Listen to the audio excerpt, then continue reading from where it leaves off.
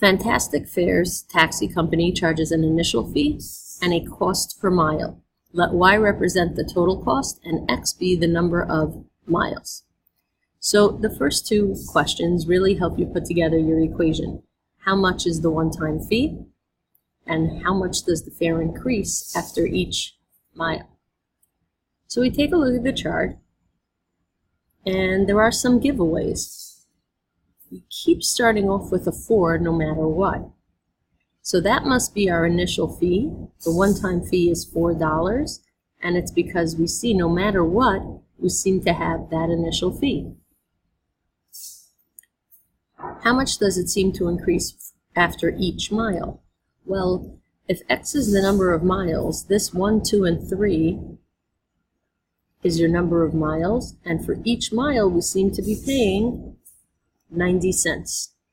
So it increases 90 cents per mile.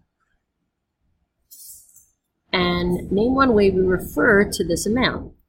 So probably the easiest way to do the rest of this problem is if we understand that we're looking at a linear function, y equals mx plus b, where y is the total cost.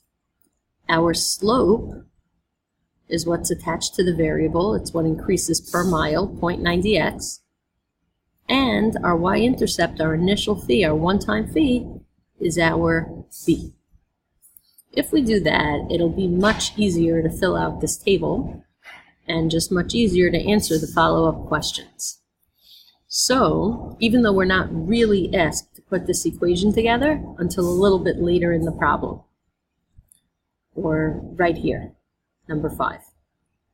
Okay, but if we do it first, then we can go to y equals, type in our equation,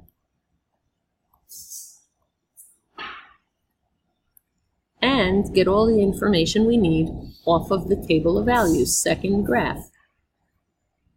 So at 0, we're at 4. Now this confirms what we were thinking, that before you move anywhere, there's an initial fee of $4. Then for each mile you do, it goes up by 90 cents. At 1, 4 plus 0.90 is 4.9, like the calculator says. 4 plus 0.9 times 2 is 5.8, like the calculator says. At 3, the calculator is at 6.7. At 4, it's at 7.6. But 5 is not where we get 9.4, right? It would go up by 90 cents to 8.5, because the amount that we keep increasing by in these boxes is 0.9.